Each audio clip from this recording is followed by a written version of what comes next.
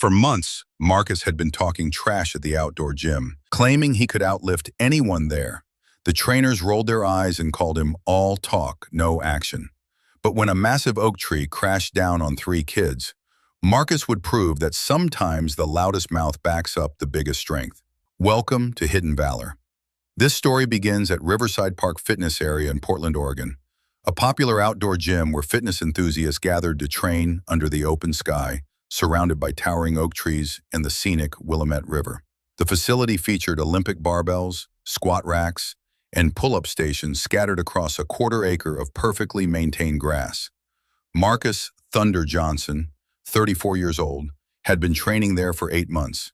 Standing 6'1" with an impressive physique, he carried himself with the swagger of someone who believed he was the strongest person in any room. But unlike most gym members who preferred quiet confidence, Marcus was loud, confrontational, and never missed an opportunity to challenge anyone within earshot. The outdoor gym's regular crew included 3 professional trainers who took their responsibilities seriously. Jake "Iron" Rodriguez had been coaching for 12 years and held multiple state powerlifting records. Tommy Chen specialized in Olympic lifting and had trained national-level athletes. Big Mike Patterson was a former college football player turned strength coach who commanded respect through results, not volume. But Marcus Johnson respected no one. "Morning, ladies," Marcus announced as he set up his squat rack, deliberately loud enough for the trainers to hear. "Hope you're ready to watch some real lifting today." Jake looked up from coaching a client, already irritated. "Marcus, keep it down. People are trying to focus on their workouts." "Focus on this," Marcus replied, loading 405 pounds onto his barbell. "Bet none of you so-called trainers can even handle my warm-up weight."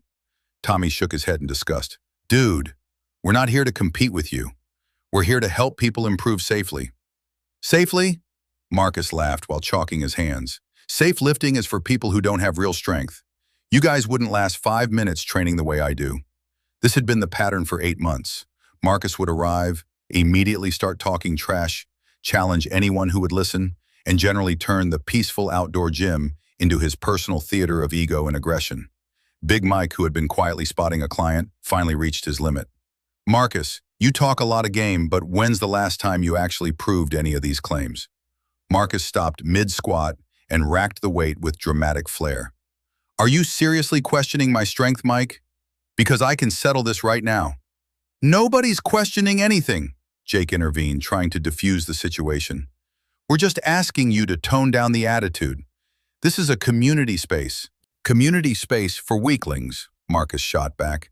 "I've been watching you 3 train for months, and I could outlift all of you combined on my worst day."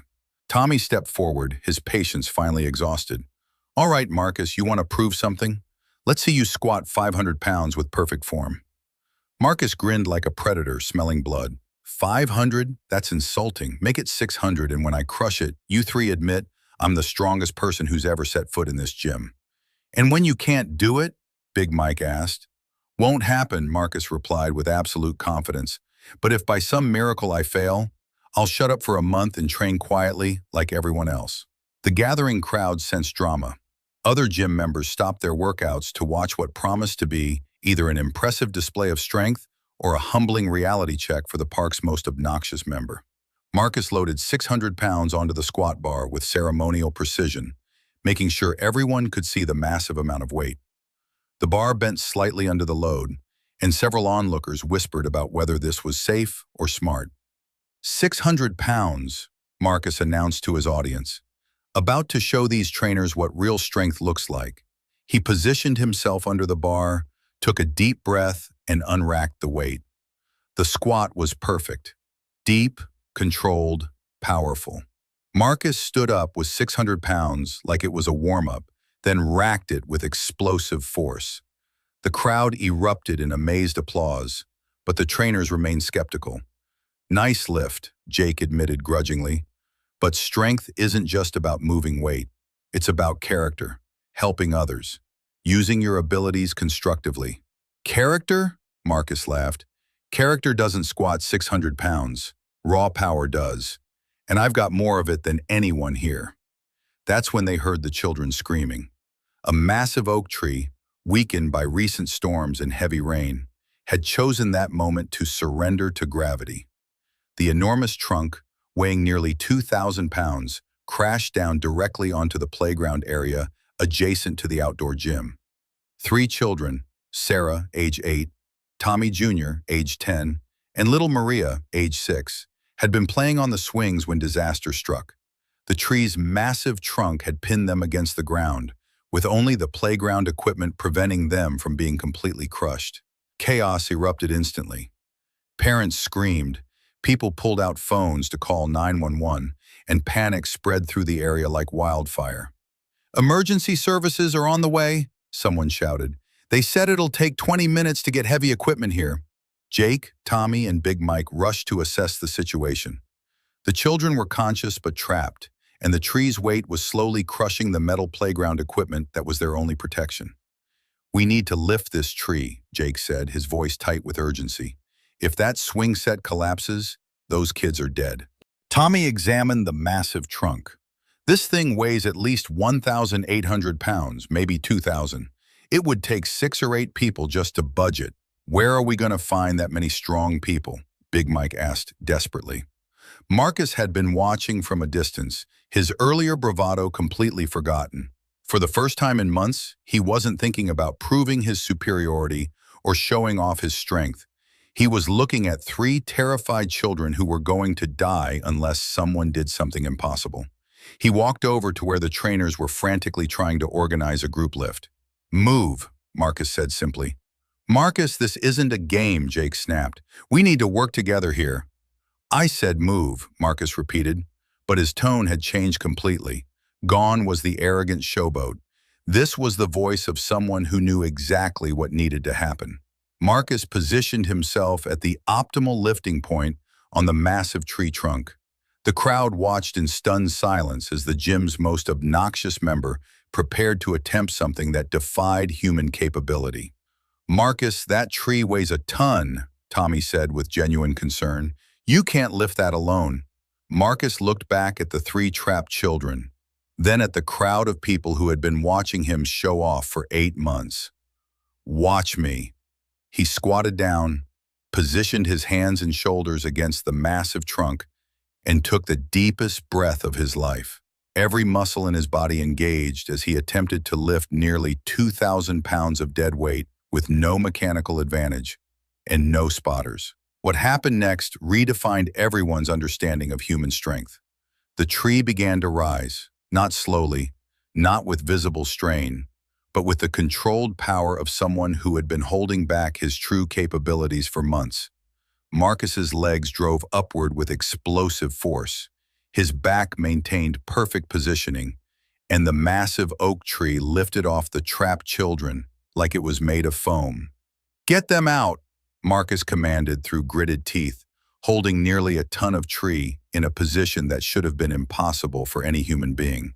The rescue took 30 seconds. Parents and bystanders pulled the 3 children to safety, while Marcus maintained his impossible squat position, keeping the tree elevated until everyone was clear. Only then did he lower the massive trunk back to the ground with the same controlled precision he'd used to lift it. The silence that followed was profound. Jake stared at Marcus in complete disbelief. How did you just do that?" Marcus straightened up, breathing heavily but not showing the exhaustion that should have followed such an impossible feat. "Because sometimes talking trash is just preparation for when it really matters," Marcus replied, his voice carrying a weight that hadn't been there before. Tommy approached with obvious awe. "Marcus, that was superhuman. What's your actual background?" Marcus looked around at the faces that now showed genuine respect instead of irritated tolerance. "World record holder in raw squat, 1,102 pounds. I've been hiding it because I wanted to see if anyone here was strong enough to call me out legitimately." Big Mike's mouth fell open. "You hold the world record? Why didn't you tell us?" "Because I wanted to know if you 3 were real trainers or just guys who talked about strength without understanding what it actually means," Marcus replied. "Turns out when it mattered, we all came together to save those kids." The children's parents approached Marcus with tears in their eyes. "You saved our babies," Sarah's mother said, her voice breaking. "How can we ever thank you?"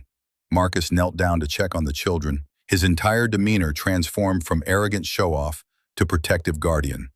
"You don't need to thank me," he said gently. "Just make sure they know that real strength isn't about proving you're better than other people. It's about being there when others need you most." 6 months later, Riverside Park Fitness area had become one of Portland's premier training facilities under the partnership of Marcus and the 3 trainers he'd once antagonized. Marcus had kept his word about toning down his attitude, but more importantly, he'd found a way to channel his competitive nature into helping others achieve their goals. His world record credentials attracted serious athletes from across the region, while his experience had taught him the difference between strength for ego and strength for service. The 3 trainers learned that sometimes the most obnoxious people are those who are testing whether anyone around them is worthy of their respect. Marcus had been loud and confrontational because he was searching for peers who could match his intensity and commitment. They installed a memorial plaque near the playground. "True strength lifts others up." Marcus often reflected on that day when his biggest mouth met his biggest test. He'd spent months talking trash and challenging everyone around him. But when 3 children's lives hung in the balance, all the posturing disappeared and only the strength remained. Sometimes the loudest people are those who are waiting for a moment worthy of their capabilities. And sometimes the most important lift you'll ever make isn't in a competition or for a record. It's when everything you've built yourself to become serves a purpose greater than your own ego. Thanks for watching Hidden Valor. If this story moved you, subscribe and share it with someone who needs to remember that real strength isn't about proving superiority, but about having the power to help when others need you most. Let's keep celebrating the champions who discover that their greatest victories come not from defeating others, but from lifting them up.